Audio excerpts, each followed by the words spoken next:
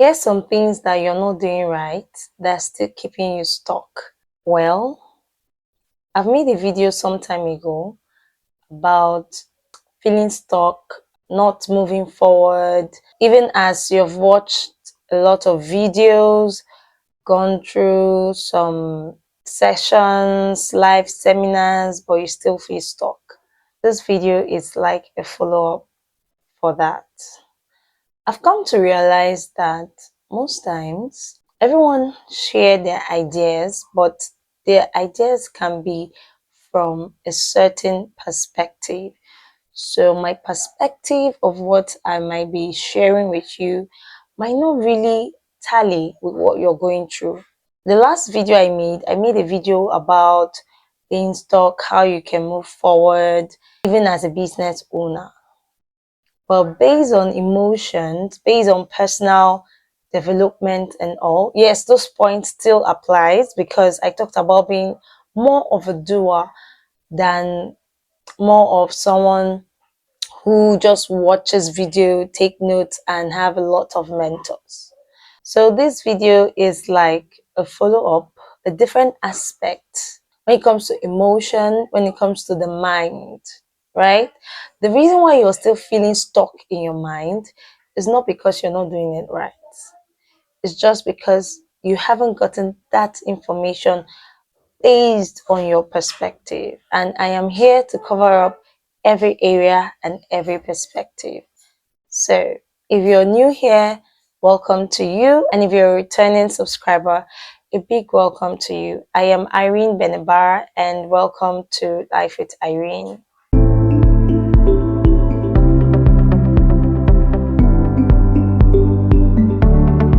So one problem is letting where you're coming from block where you're going. Most of us know where we're coming from. We have an idea of where we're coming from, but we don't know where we're going. What do I mean? Let's say someone from an abusive family and the person tends to be more defensive. That child from an abusive family will want to shield himself or herself, not to be like where he or she is coming from. So, yes, you have an idea of that. You don't want to be like most of the adults you see growing up, right? But the issue is not only making that decision of you not being like most people you grew up with, but having a picture of where you're going to. When you don't have a future picture, it tends to make you not have a conviction that everything will be fine because you don't have what to look to. You don't have what to keep you going, right? So one reason why you'll be stuck in your mind, even though you have the right information, you have the right mentorship, you might even go through therapy, is that yes, you might have a therapist, but if you have not created a particular future for you to work towards, even as a business owner, if you haven't created a particular picture of where you want to see yourself, because you need to start seeing yourself like that. You need to have a picture, a clear picture, very precise picture of where you want to be, of who you want to be. You can't just say, I don't want to be, let's say, someone that consumes a lot of alcohol. Let's take that for an example. Maybe you grew around people who take alcohol. You can't say, I don't want to just be someone who don't take alcohol, but you can say, I don't want to be someone who takes alcohol, but I also want to be someone who abstain from it no matter what, whether I'm low, whether I'm down. I won't have friends like that. That's you creating a picture, right? I want to just be someone who is very conserved, that people can look up to and mentor from. Another reason why you still feel trapped or stuck that you don't know is your bad thoughts. And note that bad thoughts produce bad attitude, and you don't know that. That is another reason why you still feel trapped or stuck. That is having a failure or negative attitude when things go wrong or the circumstances is not perfect. And how do you know you have a bad attitude towards something or you have bad thoughts? Bad thought is not only thinking on how you want to kill someone or steal from someone, right? So how do you know you do have those thoughts that keeps you trapped? When you lack an attitude of gratitude, when every little discomfort make you feel negative about yourself and others, you feel your own is worst, forgetting other groundbreaking breakthroughs that you must have had, even at the same day. What do I mean? I was once in that shoe. Let me just give you a little instance with myself. I can remember when I wasn't grateful enough. Like the point that was mentioned, you tend to feel very negative when you come across certain discomfort. There was a day that at the beginning of that day, I made money. Yes, I got money for my business and all of that. I was so happy at the beginning of the day. But towards the end of the day, that same day, before the day ran out, something happened that didn't go quite according to my expectation. And I felt so bad. I felt like my world was crumbling. And in the process of feeling that way, I forgot the groundbreaking breakthrough I had earlier on. So most of us are like that. We tend to feel like the world is crumbling whenever we are faced with a little challenge, as if our world is coming to an end or our own is the worst. So it's lack of gratitude that makes you feel like that. How I came out of that situation is that most times when I'm confronted with that feeling, I tend to remember, even though I didn't get a breakthrough that day, even though I didn't maybe hear a good news that day, I tend to remember the good things that must have happened months ago, some years ago, how I was able to overcome a challenge, and I tend to feel better. I was this kind of person that when I get something done, I move on to the next. So allow yourself to marinate on success before moving on to the next. I'm not saying you should stay at one spot, but allow yourself to feel the joy, the pleasure of accomplishing something, right? You just need to give yourself a pat on the back. You need to acknowledge the fact that yes, you've done something. Because if you don't acknowledge that fact, you're moving on to the next thing, you're moving on to the next phase, you will tend to feel overwhelmed when things are not going as planned. And that's life. You tend to not feel the process of life. So back to that story, when I noticed that I was feeling that way, I then tend to remember the progress that I have made and let go of those tantrums. And I knew that it was a waste of energy, it was a waste of time, it wasn't necessary. So that is to say that making money wasn't the problem, but having an attitude of gratitude was. I also have another example. I can remember when I was trying to mentor from someone, I noticed that this person was always sad. She was making a lot of money. She was doing well for herself, sharing her progress. You could see the progress in her life.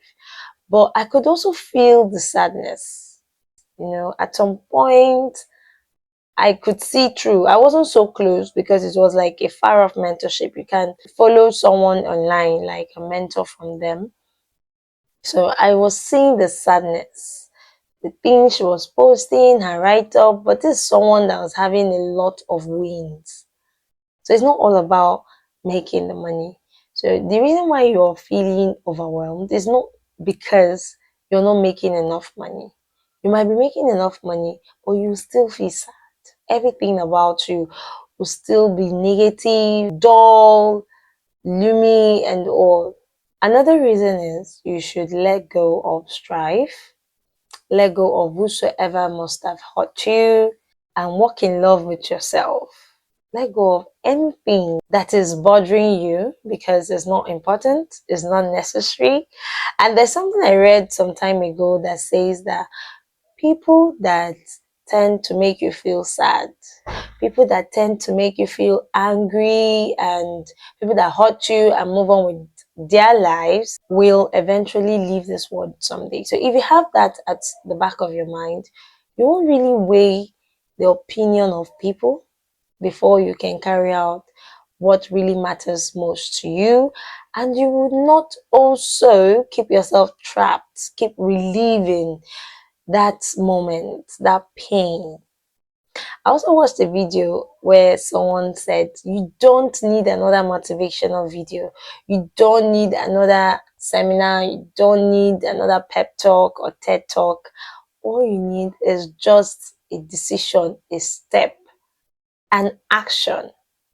That action involves letting go of the pain, the strife, telling yourself that they are not important. There's a concept that is called semantic satiation, which is when someone tends to repeat a word so many times that it tend to feel worthless to the person, tend to have no meaning. So you can take a step further by telling yourself that this person is not important to you. This person is beneath you. You are above such experience. Keep saying it, and you tend to see that that thing becomes powerless. That thing has no meaning to you. Just remind yourself, the brain tends to recall. So whenever you recall those negative thoughts, just tell yourself those words that make that person or scenario feel powerless. So if you're done with that semantic citation, there's a certain piece that comes with blocking numbers, right? Taking for example myself, I can remember when I was trying to prove a point to someone who said I wasn't going to do well. Someone who looked down on me for some certain reason. So I decided to take a step further. I can remember keeping that person's number so that whenever I make a post about my progress, the person will see it and all. But I got to realize that there's a certain piece that comes with blocking numbers. When I blocked that person's number, I was able to actually do what I wanted to do. I wanted to learn something, and this person was already making progress in what I wanted to learn, in the skill I wanted to learn.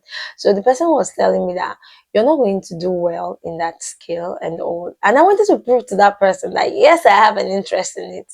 I'm going to do it, and you're going to see me doing it. But funny enough, I never got to do it because my motivation was wrong. My motive was wrong.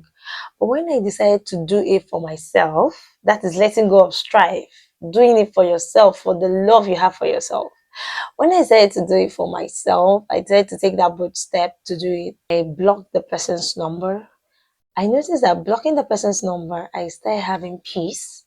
There's this kind of peace. That person, words and, the grief and the anguish, the emotion that came with remembering the words of that person. That person did not recall that often because the number that belonged to that person was a property of that person that I still held on to. So when I blocked the person's number, I was able to focus on myself. So maybe if you were in my shoes, you can unblock the person when you start making progress, but you don't have to prove any point to anybody. Some people can unblock the number when they actually start making real progress, but you don't have to prove any point to anybody. So that is to say that the people that hurt you can be a motivation, but not the core reason why you're doing a certain thing. I made that person that hurt me the core reason. So I never got to start. I had all the informations. I had all the motive, people that were ready to help. But I just saw myself not doing it, not making progress because I just wanted that person to see me. I wanted that person to see that I'm making progress. It can be a motivation, but not the core reason. So do it for yourself. Do it for the people that you'll be lifting, the people that you'll be helping, the lives that you'll be changing. That should be a core reason. So if you have a positive reason, you'll be able to do more. You will not be able to feel trapped or stuck. Because if you have a wrong reason, you will not get anything done. So while walking in love, see the future Have a good attitude of your situation.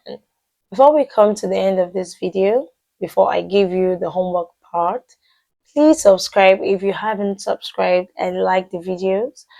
And you can also go back to my other video about feeling stuck to get more insight on all that I've said, and compare and contrast and look at the one that fits your perspective and make progress, right? So here's the homework part. I encourage you to take a positive look at the possibility of your future and begin to think, journal, and speak about your future in a positive way, according to what you want, not according to what you have seen in the past or what you're seeing even now in the present. So, please do well to leave a positive comment in the comment section, how those points have really spoken to you and more points you like to share, and also points that you have gained from the last video that have also helped you a lot. I would love to see your progress. Please go to the comment section and let me know of the progress you must have experienced from the last video I must have made about the reason you still feel stuck. I'll be leaving the link below in the comment. So do well to give me your positive feedback in the comment section about the progress you have made from the other videos, and maybe more ideas that you have. Just share with us, and see you in my next video. Bye.